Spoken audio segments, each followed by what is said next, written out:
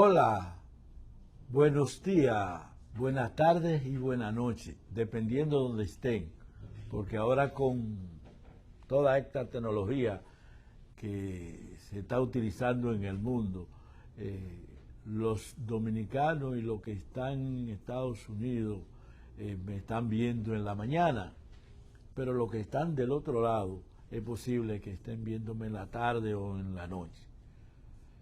Muy buena a todos, a los que se encuentran aquí y los que se encuentran fuera de esta patria de Duarte, Sánchez, Cimeya, República Dominicana. Estrategia de prensa hoy, jueves 19, hay un programa,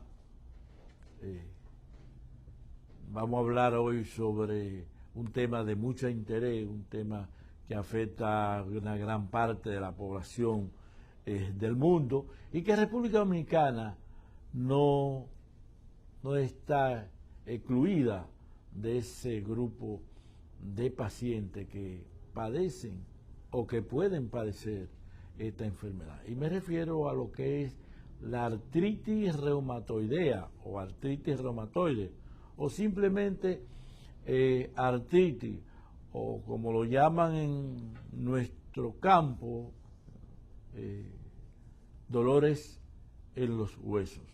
Y cuando me refiero a la artritis reumatoide o la artritis reumatoidea, es la inflamación de la articulación, entiéndase, músculo, hueso y tendón.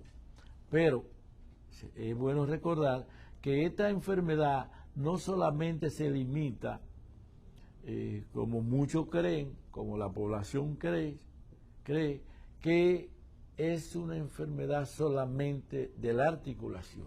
Es una enfermedad que puede afectar cualquier tipo de órgano, tanto el riñón como producir una pleuresía, como producir una enfermedad a nivel cardíaco. Es decir, cualquier otro órgano a distante de lo que es las articulaciones, puede afectar la artritis reumatoide, que es una patología que fundamentalmente podríamos decir que es una patología que tiende a alterar, producirse por un trastorno a nivel del sistema inmunológico.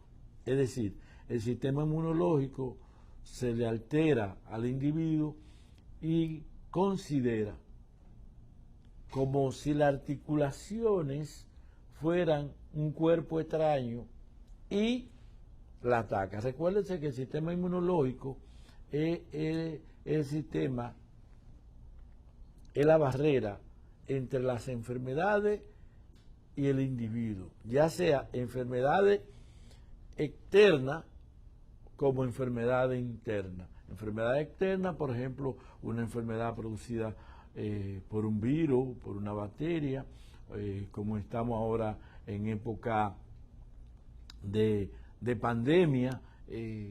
Si usted tiene un sistema inmunológico bien fortalecido, cuando el virus del COVID-19 se introduce en nuestro organismo, usted va a tener una resistencia mayor para que ese virus, para responderle ante ese virus. Es decir, si el sistema inmunológico es muy bueno, es decir, que usted puede darle el virus y la sintomatología de la enfermedad va a ser mínimo o no darle. Eso sucede principalmente cuando el individuo tiene un sistema inmunológico resistente, o también depende también la carga viral. Eso es cuando nos referimos a una enfermedad externa. Y justamente la artritis es una enfermedad interna, es decir, que se alteró, se alocó el sistema inmunológico, y entonces el sistema inmunológico afecta la articulación. Esas son las famosas enfermedades autoinmunes que está dentro de la artritis reumatoide. Esta es una enfermedad que puede afectar a cualquier individuo. Puede ser un niño, puede ser un jovencito, un adolescente, pero esta es una enfermedad principalmente que se presenta en adultos mayores, es decir, después de los 45, a los 50 años, es que se ve con mayor frecuencia en la población. Puede afectar cualquier raza, pero también se ve mucho más frecuente en mujeres. Ustedes ven esa imagen que ustedes están viendo en pantalla, es una paciente que tiene ya, le dio artritis, y con el tiempo, entonces una de sus variedades es la artrosis, viene una degeneración de esa articulación, y entonces viene la deformidad que se ve con mucha frecuencia en los individuos que tienen tienen aproximadamente de 10 a 15 años padeciendo la enfermedad. Esta otra imagen también ustedes ven cómo el individuo tiene estas lesiones.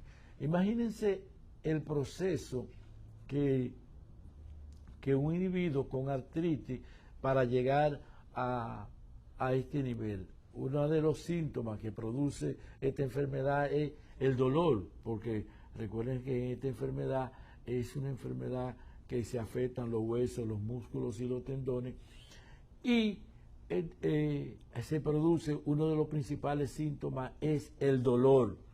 El dolor, la principal causa por la cual el paciente acude a su médico, puede ser su médico cabecera, su médico general, su médico familiar, su médico reumatólogo, traumatólogo, su médico internista, puede ir a hacer la evaluación. Esa imagen que ustedes están viendo es parte de lo que podríamos hacer el diagnóstico que vamos a hablar en el transcurso del programa, cómo nosotros podemos hacer el diagnóstico de la enfermedad. De esta enfermedad, primeramente una buena historia clínica. Nosotros siempre hemos hablado de una buena historia clínica, un examen médico, porque cuando el paciente se le hace la evaluación, se le hace un examen, y a través del examen el médico puede determinar si esa sintomatología, el dolor, el enrojecimiento, la molestia, la dificultad para mover la articulación, que estos dolores pueden ser en las manos, puede ser en el codo, puede ser en el hombro, pero fundamentalmente la persona acude cuando tiene la molestia, fundamentalmente en las manos y en las rodillas. Eso no quiere haber dicho que otra articulación no se pueda presentar, porque puede haber una lesión a nivel de los tobillos, puede haber, mira aquí esta imagen, el paciente acostumbra a hacer ese movimiento, es decir, a llevarse las manos justamente en donde tiene el dolor. En este caso, en la rodilla derecha, él se presiona y le dice al médico: mire, doctor, aquí es que me duele. Ese dolor que puede ser a cualquier hora, pero se manifiesta mucho más en la noche y cuando hace más frío. Es decir, en esta temporada de que empiezas a manifestarse en República Dominicana un poquito la temperatura a bajar, empiezan estos pacientes a padecer de estos síntomas, ser crisis que pueden durar, a veces puede durar una semana, pero hay pacientes que pueden durarle hasta 6 meses con la crisis de dolor en diferentes partes del cuerpo. Que hay que hacer diagnóstico diferencial con un número importante de enfermedades que pueden presentar síntomas de de dolores articular. Esta imagen, como nosotros decíamos, una forma de hacer el diagnóstico es a través de la historia clínica, a través del examen médico y por imágenes, y dentro de esa imagen está la radiografía, que nosotros podemos ver los cambios que se pueden producir a nivel de la articulación a través de una radiografía. Pero también podemos hacer otros estudios de imágenes como la tomografía, la resonancia. Inclusive en algunos pacientes nosotros podemos hacer sonografía, que nos va a ayudar mucho a lo que es el diagnóstico. Y por supuesto, también aquí estamos viendo otro estudio más profundo que la radiografía. También nosotros a estos pacientes deberemos hacer los análisis de sangre. Hay pruebas que nos van a ayudar, como es haciéndole un hemograma completo al paciente, haciéndole una eritrosedimentación, determinando la proteína C reactiva y, por supuesto, la prueba de factor reumatoide, que no es específico relativamente de artritis reumatoide, porque puede haber en algunos casos aproximadamente casos falso positivos, pero nos va a ayudar esta prueba conjunto con el factor reumatoide, con esta imagen la vamos a dejar para más luego, porque esta es la forma de cómo nosotros, una versión de cómo nosotros podemos tratar esta enfermedad sin los tratamientos convencionales.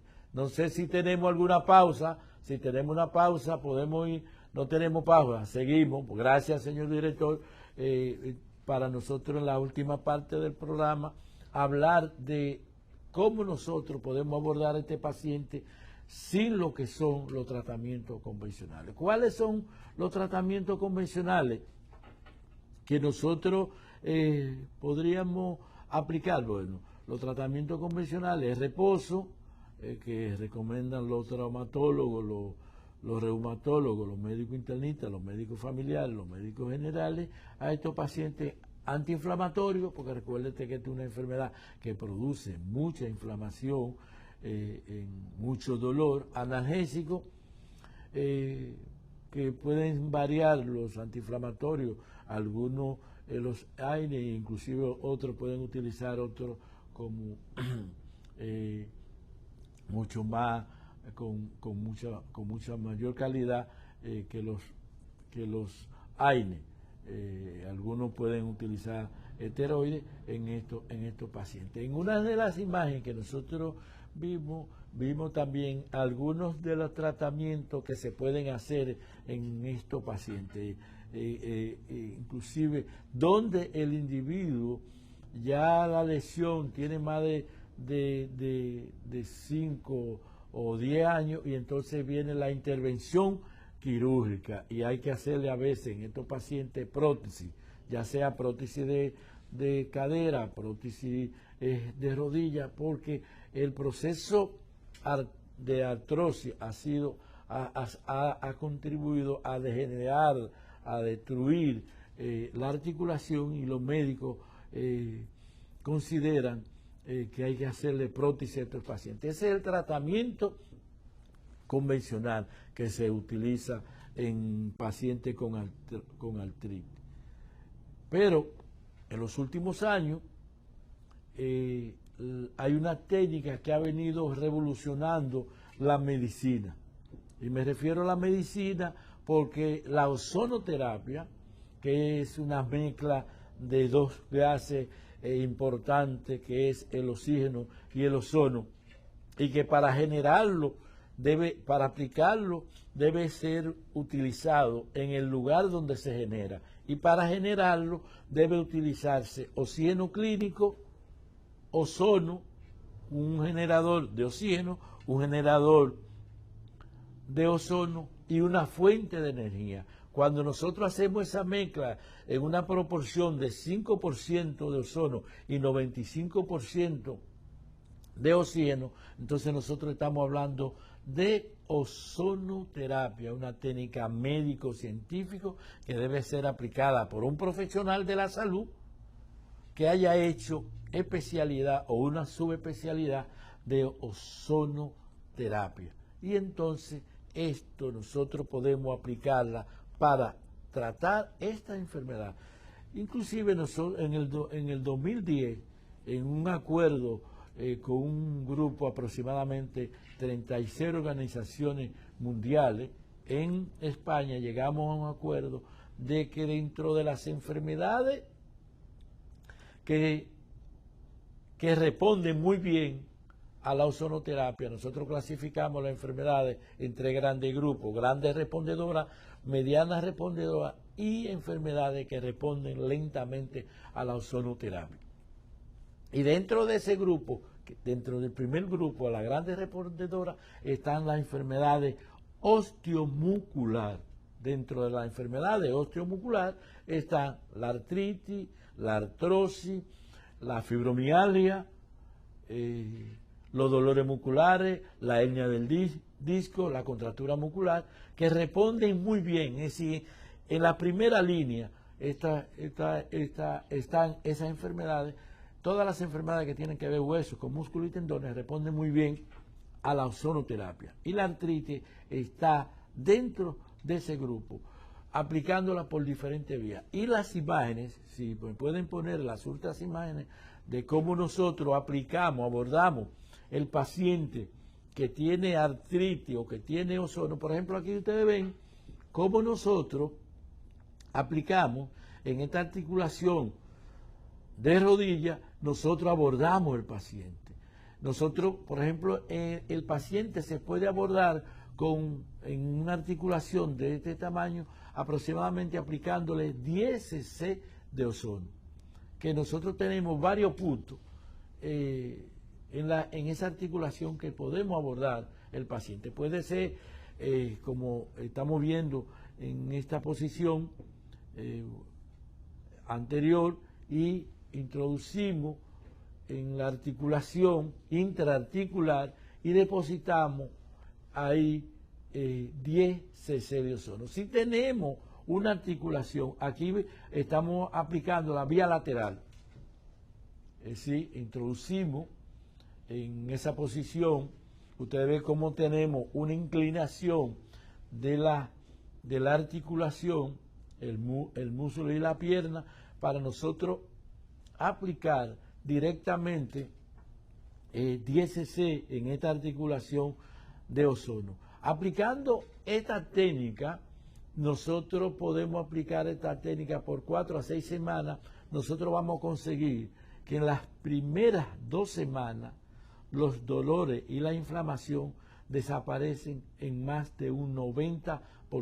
Cuando terminamos nosotros el tratamiento de 4 a 6 semanas, ya ha desaparecido aproximadamente un 98% de la sintomatología del paciente. Ustedes ven cómo nosotros aquí en esta articulación, puede ser inclusive hasta una fascitis plantar, nosotros aplicamos esta técnica tanto en los pies como en las manos. Nosotros aplicamos el ozono. Aquí, en vez de utilizar, como teníamos en la rodilla, una 10 cc de ozono, aquí nosotros aplicamos de 1 a 2 cc de ozono. La cantidad de ozono va a depender del tamaño de la articulación. Hay articulaciones, por ejemplo, en la cadera, que nosotros podemos utilizar hasta 20 cc de ozono. O cuando vamos a aplicar el ozono intramuscular, intraglúteo, por ejemplo, nosotros podemos aplicar 20 cc de ozono en cada glúteo. Cuando lo aplicamos por vía intramuscular, por ejemplo, tanto en el deltoide como intraglúteo, nosotros lo estamos utilizando como analgésico sistémico, es decir, como si estuviéramos utilizando un analgésico de lo que utiliza en la medicina convencional, como Voltaren o diclofenac, y me disculpan las otras empresas por la promoción de estos productos, pero estamos haciendo una comparación. Esto que ustedes están viendo en pantalla es una técnica Recuerden que nosotros decíamos al principio del programa que una de las posibles causas de la enfermedad es una alteración del sistema inmunológico. El sistema inmunológico puede disminuirse, pero también puede descontrolarse. Y en este caso, que se descontrola, nosotros podemos hacer o modular el sistema inmunológico a través de la ozono. ¿Cómo? Puede ser aplicando esta técnica que se llama autohemoterapia menor. ¿En qué consiste la autohemoterapia menor? La autohemoterapia menor consiste en extraerle al paciente de 3 a 5, inclusive hasta 10 cc de sangre, es decir, de la propia sangre del paciente, y esa sangre mezclarla con esa misma cantidad de ozono o menor cantidad. Es decir, si le sacamos al paciente 5 cc o 10 cc de sangre, aproximadamente ponemos 10 cc de ozono o 5 cc de ozono y lo aplicamos eso vía intramuscular. Con esta técnica, nosotros, ¿qué buscamos y qué logramos con esto? Nosotros con esta técnica lo que hacemos es, lo que buscamos es mejorar el sistema inmunológico. Y está demostrado ya científicamente con cientos de publicaciones en revistas importantes de que esta técnica mejora el sistema inmunológico. Con esto nosotros vamos a coadyuvar o vamos a ayudar a que el paciente con la artritis mejore el propio individuo, contribuir a que el propio individuo se pueda autocurar con esta técnica de autohemoterapia menor. Hay otra técnica que se llama autohemoterapia mayor, que consiste en vez de utilizar 5 a 10, de 3 a 5 a 10 cc de ozono, cuando utilizamos la autohemoterapia mayor, que son técnicas ya para tratar otro tipo de patología, sacamos 50 a 100 cc de ozono y lo mezclamos con esa misma cantidad de ozono. A diferencia de la autohemoterapia menor, la autohemoterapia mayor se aplica por vía endovenosa. Han surgido en diferentes partes, por ejemplo México, Perú, Argentina y China, y Chile, Argentina, alguna versión de la autohemoterapia menor y mayor, que se está utilizando, iniciaron principalmente los mexicanos, y que los chinos y los argentinos están utilizando con mucha frecuencia. En una jeringuilla de 50 cc hacen el procedimiento, es decir, sacan 25 a 30 cc de sangre y le aplican 20 cc de ozono en una jeringuilla de 50 cc y la aplican directamente por vías endovenosas. Esto es lo que ellos llaman autohemoterapia mayor modificada, es decir, no es la cantidad de sangre, no utilizan la técnica, los frascos, las bolsas para almacenar los 50 o los 100 cc de ozono, y entonces utilizan muy práctico, muy económico. Es una técnica, cualquiera de las 13 son técnicas ambulatorias, no produce efectos que puedan comprometer la vida del paciente. Es una de las cosas buenas que tiene el ozono. No importa quién la aplique, porque ya los generadores, las empresas que fabrican los generadores de ozono han fabricado los equipos que no produzcan una concentración mayor que pueda afectarle la salud o la vida de los pacientes. Eso es una de las cosas buenas que tiene el ozono y que tienen los equipos generadores de ozono. Me están haciendo ya señas, ya esto es que se está terminando, pero es importante decirle al final primeramente a los pacientes que padecen de estas enfermedades de artritis, que tienen una gran luz al final del túnel, que hay una esperanza de que esos dolores, que esa inflamación, que esas manifestaciones de la artritis se pueden resolver a través de técnicas no invasivas, ambulatorias y bajo costo y sin efectos secundarios en República Dominicana. No hay que salir fuera del país. Y que nosotros estamos instalados en la dirección que ustedes están viendo en pantalla. Gracias, señor director. En el Centro Integral de Ozonoterapia, doctor Contreras, que está en la Independencia 603 y que pueden llamar a mi celular, a los dos teléfonos que están en pantalla, para mi celular, 809-258-4744. 4744. Pueden llamar a mi celular a cualquier hora y cualquier día. Muchas gracias y que Dios me lo bendiga.